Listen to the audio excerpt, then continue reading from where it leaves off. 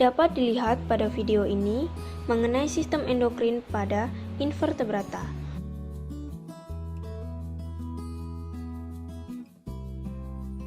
Filum yang pertama yaitu protozoa, contohnya Paramecium.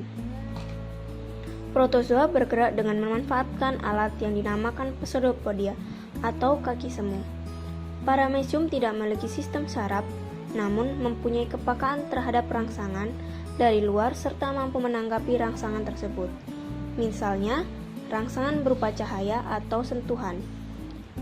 Jika rangsangan tersebut kuat, maka Paramecium akan menjauhi, sedangkan jika rangsangan tersebut lemah, maka Paramecium akan mendekat.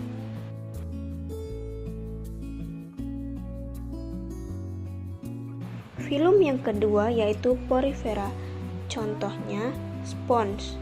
Pada Porifera ditemukan sel-sel interstisial yang dapat berkembang menjadi nematokis, neurosekretori, dan gamet. Sel-sel interstisial sangat aktif membentuk tunas dan membantu pertumbuhan gonad.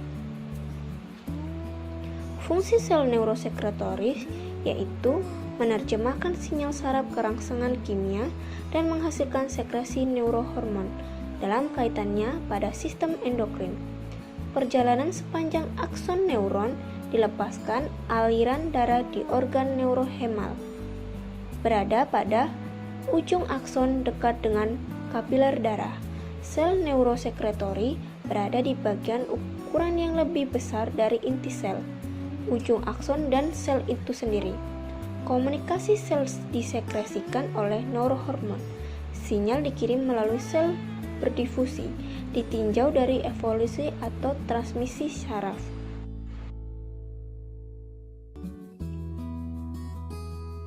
Selanjutnya, filum yang ketiga, Coleanthera, contohnya pada Hydra.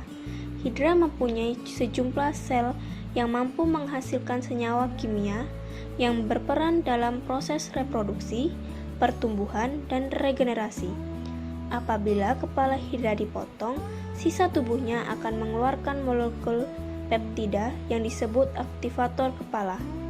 Sel tersebut menyebabkan sisa tubuh Hydra dapat membentuk mulut dan tentakel, serta membentuk daerah kepala.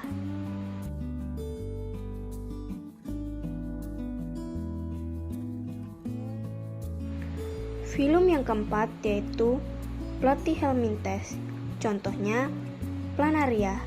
Hewan ini dapat menghasilkan hormon yang berperan penting dalam proses regenerasi. Hormon yang dihasilkan juga terlihat dalam regulasi osmotik dan ionik, serta dalam proses reproduksi.